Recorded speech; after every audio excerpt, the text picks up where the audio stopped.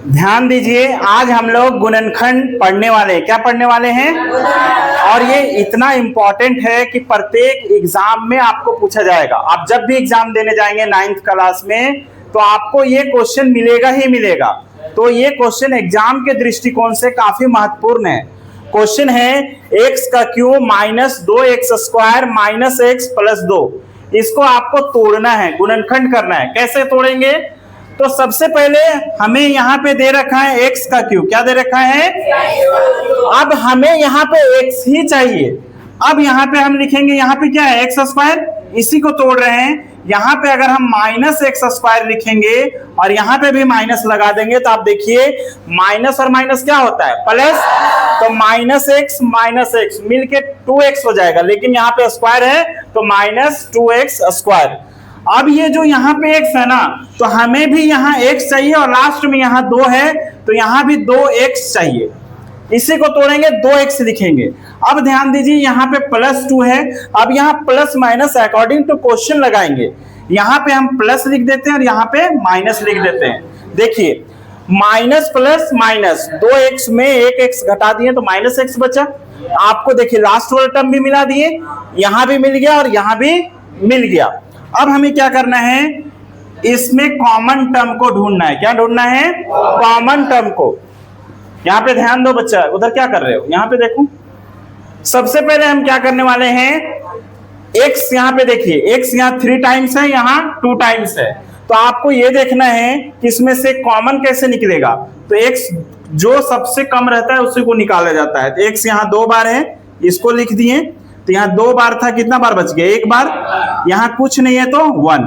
ठीक है, इन दोनों में x कॉमन है। सबसे कम बार x है, यहाँ पे 1 बार है। यहाँ पे पहले से माइनस है तो माइनस दे देंगे। यहाँ 2 टाइम्स था, कितना बार बचा? 1 बार। माइनस माइनस प्लस हो जाएगा तो सिर्फ x बचा, माइनस प्लस माइनस।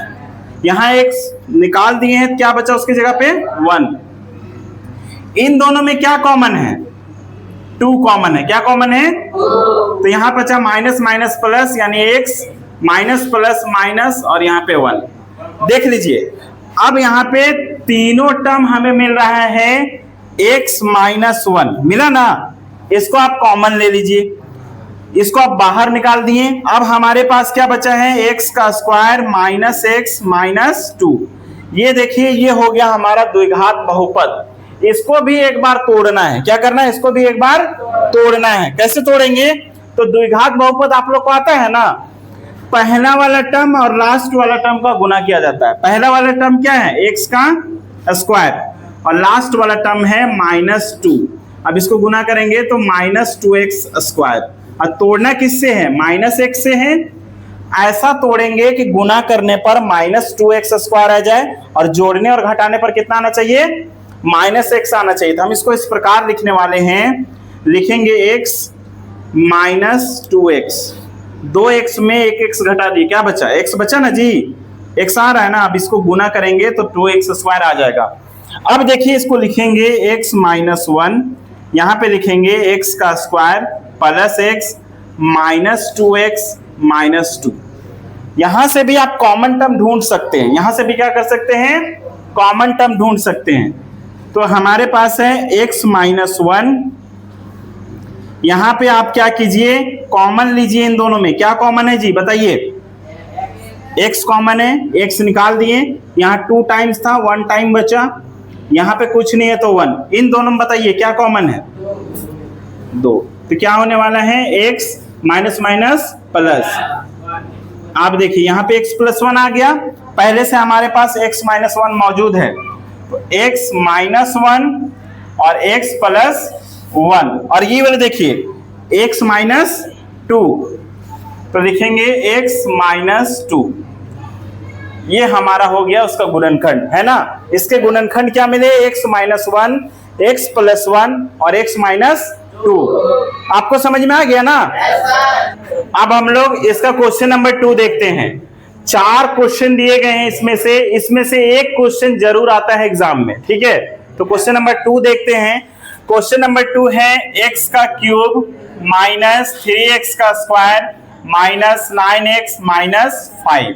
आपको क्या बताया? पहला और लास्ट ये हमारा तरीका होता है कि तोड़ने का, ठीक है, कि पहला और लास्ट को देख के उसी के अकॉर्डिंग इसको तोड़ेंगे।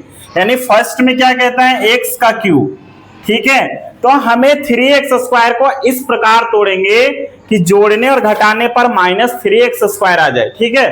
तो हम लोग कैसे तोड़ सकते हैं वो ध्यान दीजिए। तो यहां पे लिखेंगे -x² सॉरी -x की जगह पे आप लिखिए +x², क्या लिखेंगे, और इसके बाद लिखिए यहाँ पे -4x²। बड़ा वाला संख्या को माइनस में रखिए।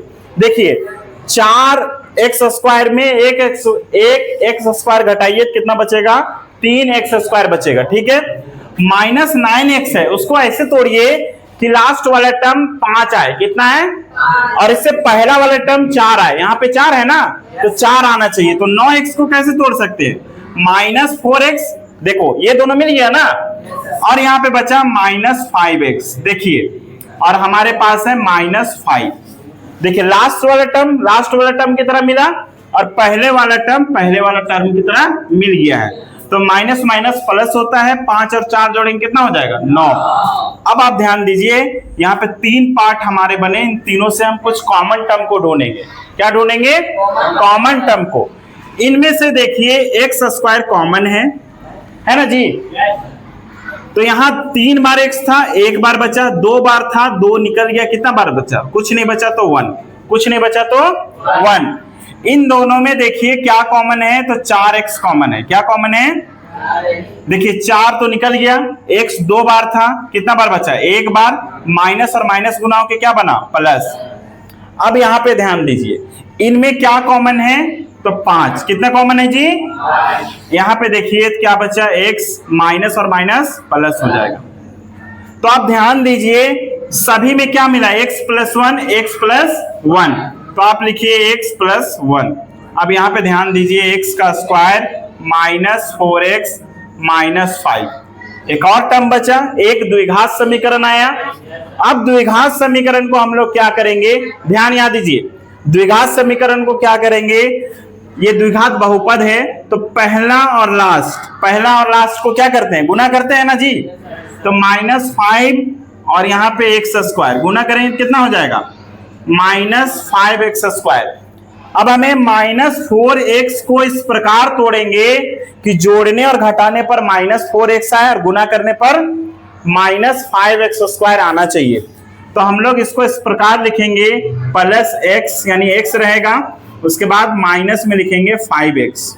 क्या लिखेंगे, 5x में से 1x घटाइए, कितना मिला, 4x, और वो भी माइनस, ठीक है। अब इन दोनों को गुना करेंगे तो 5 एकम 5, x गुना होगा तो 5x², ये माइनस में मिल रहा है ना, उस तरह से। तो आप लिख दीजिए x + 1, क्या लिखेंगे, और यहां लिखेंगे x का स्क्वायर +x -5x -5।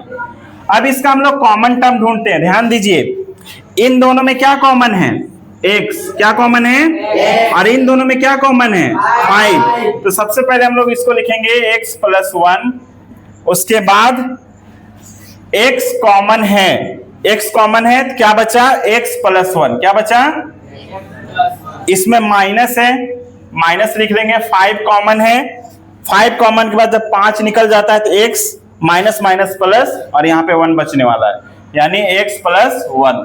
इसको आप लिखिए x + 1, और इससे कितना आया है, इससे भी कितना आया है, x + 1, और लास्ट में है x - 5।